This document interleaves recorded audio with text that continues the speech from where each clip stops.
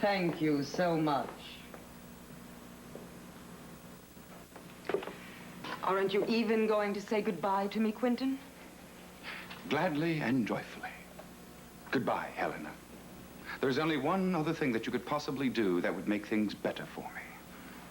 And that is? Leave Springfield altogether. You know, you have a very strange way of showing your appreciation, Quentin. Appreciation? For what? For complicating my life beyond belief, or for trying to kill Nola with your selfish actions, or perhaps trying to kill me? I never tried to kill you. That's the truth, Quentin. And you do have something to be grateful to me for. After all, I never told Lieutenant Wyatt that you had everything removed from the room on the 3rd floor before he and Mike Bauer arrived yesterday. What are you talking about? Oh, don't be naive, Quentin. We've known each other far too long for that. You can't possibly know what you're talking about. In a way, you're right. Because I didn't see exactly what was in the room. Violet saw to that.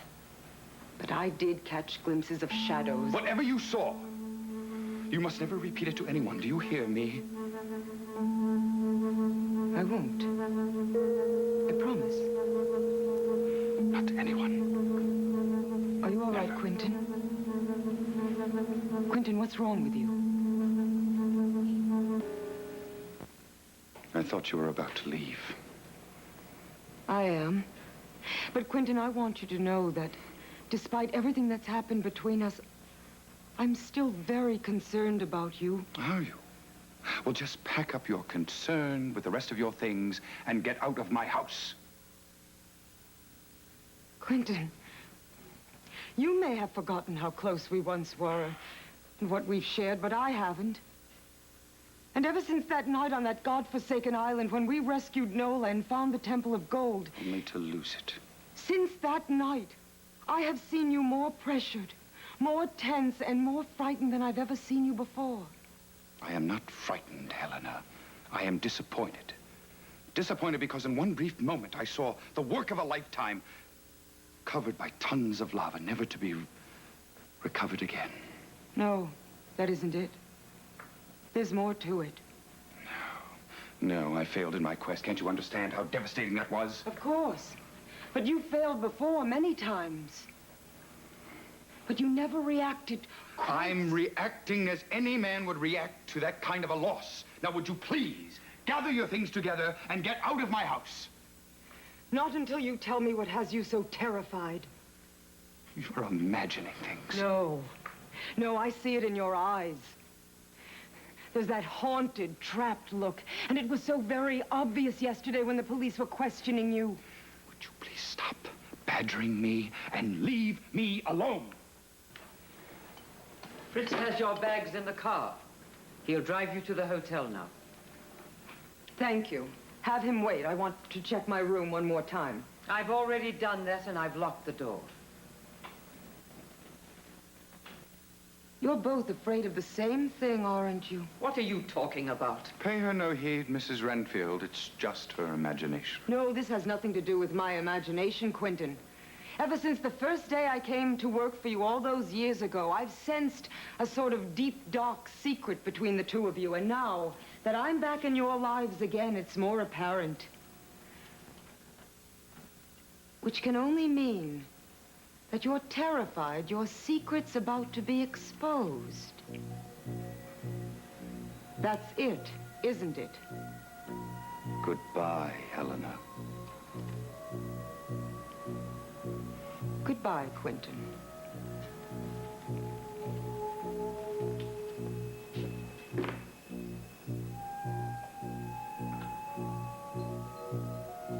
She's right. She's right.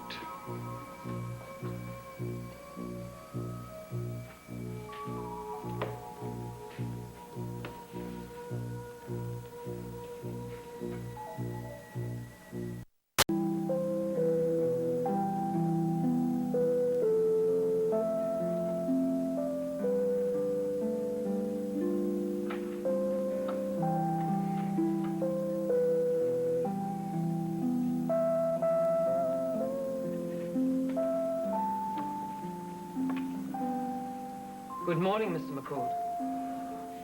I thought you'd still be asleep at this hour. The utter quiet of this house makes it impossible to sleep. Is depressing. Is Fritz awake also? Yes, he's taken the dogs for a run. Cook hasn't done her morning work yet, and the day girls have yet to arrive. Well, it's just as well. There's so little to do in this house these days. It's been so still. You know, I could almost hear my own heartbeat in the silence. I know. Oh, what I wouldn't do to hear the sound of laughter or the sound of a child. Oh, I know, Mrs. Renfield. I know. I've had those same very thoughts myself as I paced the floors in my room in the dark hours. I suddenly became aware that there was a deafening silence to this house, and that all the life in this house was suddenly drained and gone. There wasn't even an echo of Nola. And all of that could be remedied. How? By going to her. Ask her to come back.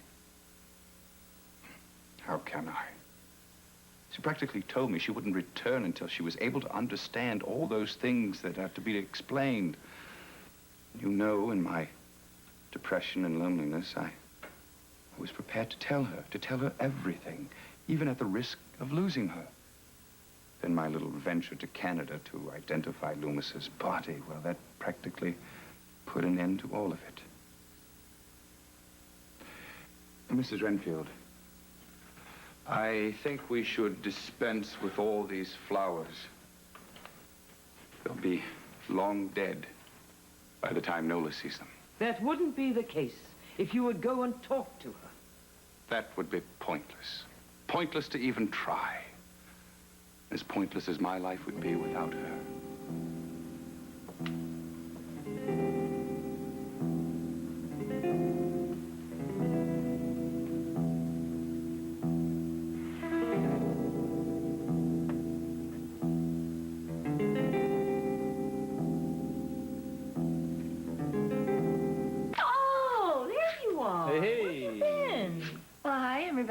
I was worried about you, honey. Where have you been? Worried. I wasn't worried. I was worried. Well, we were up in Laurel Falls, and then we went over to Floyd's house and had some lunch on the terrace. Oh, that sounds nice.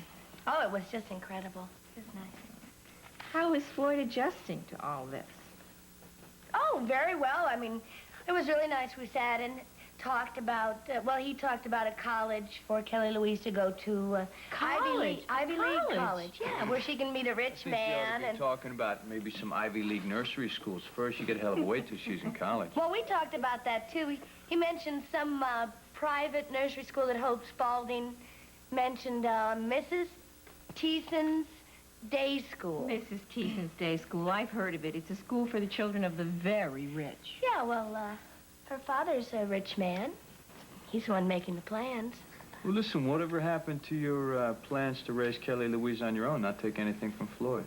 Well, I've been thinking about it a lot, and, you know, if Floyd wants to give her the best of everything, then why shouldn't I let him? I mean, I don't know when or where my next job is going to come, and... Excuse me. I didn't mean to just walk in like this, but apparently your front doorbell is out of order.